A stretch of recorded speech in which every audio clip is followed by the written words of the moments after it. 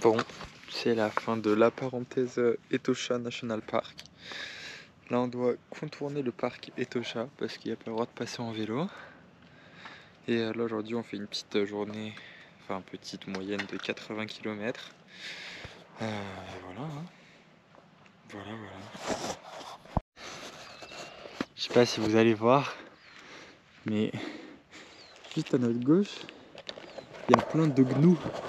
Et là, on n'est plus dans le parc naturel, c'est vraiment des... Enfin, les gnous du parc sont aussi des gnous sauvages, mais là, c'est des gnous qui ne sont pas dans le parc. Voilà. On retrouver la route, enfin. Et au programme, tout droit, on est seulement un virage. Comme d'hab, voilà, on est dans le territoire des lions et des éléphants. Donc là, il y a un panneau, la première fois de ma vie que je vois un panneau comme ça, qui nous dit de faire attention aux éléphants. Après les éléphants, maintenant il faut se méfier des antilopes. Bientôt ce sera peut-être les lions, ce que je n'espère pas. Voilà, les petites autruches. En train de se rafraîchir parce que je regardais la météo, il fait quand même 30 degrés, hein, c'est pas rien. Elle taffe un petit plouf. Là-bas, je pense pas que vous allez voir, il y a des biches à l'ombre. Parce que pareil, il fait 30 degrés, il fait chaud. Mais il n'y a pas de lion en vue, ni d'éléphant, ni d'hyène, ni de léopard, donc ça avance en sécurité. Et les biches et les autruches aussi, elles n'ont pas peur de se faire manger du tout. Voilà. Bon bah après nos journées assez chill, le repos nous attend des très grosses journées. Alors, on fait un petit détour pour passer par la plus grosse météorite du monde, qui est en Namibie, voilà. Mais voilà, mon vélo va tomber, mais aujourd'hui on a une journée de 150 km pour arriver là-bas. Ensuite, en théorie, pour dormir à l'hôtel, il faut qu'on fasse une journée 183, donc pas sûr, donc on va voir si on y arrive. On va voir ce que ça donne, mais en tout cas aujourd'hui, objectif météorite. Et aujourd'hui c'est une journée très chiante parce que comme vous pouvez l'entendre sûrement dans le micro, je suis désolé, il y a beaucoup de vent et en plus de ça, ça monte toute la journée. Alors ça monte pas beaucoup là, je pense que ça se voit même pas à la caméra, on dirait que ça monte pas mais ça monte et ça va être ça toute la journée. Voilà, première fois ça fait 40 km. Il y a un vent de dingue, comme vous pouvez le voir là au petit sac qui vole. Bon là du coup c'est forcément il y a moins de vent, mais le vent est très fort, donc on galère très fort aussi. Voilà. Là le vent s'est calmé, enfin un peu, et le paysage est très beau, très calme. Il y a un peu moins de voitures, un beau soleil, on est heureux, fatigué mais heureux. Au final on n'y va pas ce soir, mais là on ira demain. Météorite là-bas. Aujourd'hui on n'est pas allé à la météorite parce qu'on a pris trop de retard avec ce vent de 24 km/h en pleine face.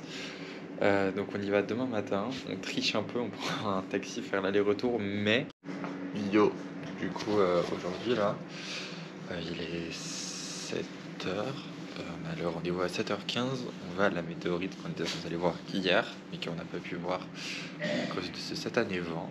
Et aujourd'hui on a 167 km, donc quand même assez grosse journée. Normalement on n'a plus le vent de face.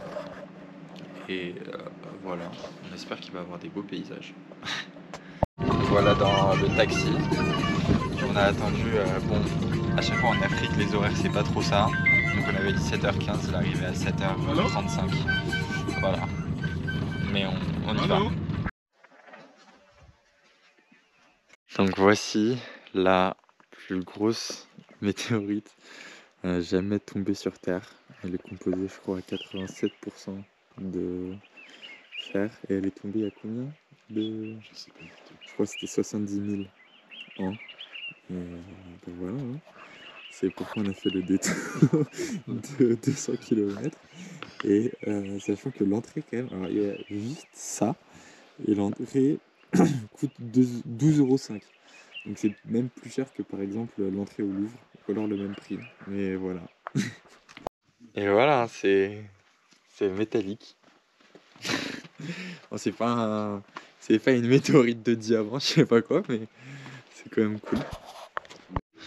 Bon, du coup, c'était il y a 80 000 ans.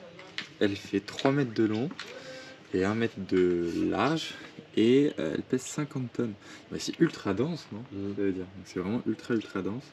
Et voilà, c'est 82% de fer, 16% de nickel et 0,76 de cobalt. Là, on fait une petite pause. Dans un supermarché, on a trouvé des saucisses et des frites. Et il nous reste 100 km avec une route gravel. Donc on va voir, ça nous prend combien de temps. J'ai pas filmé l'entrée sur la route, mais on vient d'arriver sur une route, comme vous pouvez voir, gravel. On en a 80, entre 80 et 100 km de route gravel avant d'arriver dans notre ville.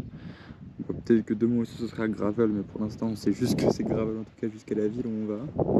Ça va être long, très long, en plus il fait très chaud. Alors on avait crevé quelques fois, mais là c'est la première fois qu'on crève en route. À chaque fois on avait crevé, mais c'était des crevaisons lentes. Je disais qu'on pouvait le réparer à l'appart. Là le pneu est à plat, mais c'est la première crevaison un peu relou qui nous fait perdre vraiment du temps. Surtout qu'on n'est pas, on n'est pas en avance. On va finir à lampe torche. Voilà. Et moi je sais pas, je bois mais j'ai soif. Ça s'arrête pas. Donc voilà. Deuxième crevaison en même pas une heure je pense. Nos très maigres espoirs d'arriver de jour, ce qui était déjà presque impossible, s'évapore.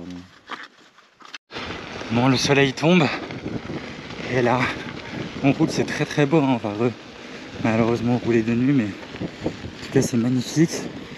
En vrai on aurait quand même assez bien roulé, c'est juste qu'on est parti quand même assez tard. Donc voilà, magnifique en tout cas, ce coucher de soleil. Normalement on est vraiment plus très loin de la route goudronnée, mais malheureusement il a recrevé. Enfin je sais pas si c'est vraiment papa qui a décidé de crever, mais son vélo a crevé en tout cas. Donc voilà.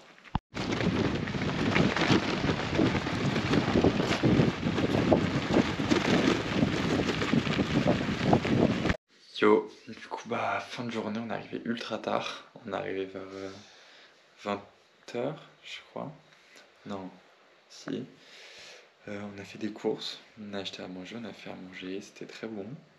Là on va se coucher, il est minuit. On va se réveiller à 6h30 demain. Donc souhaitez-nous bonne chance. Voilà.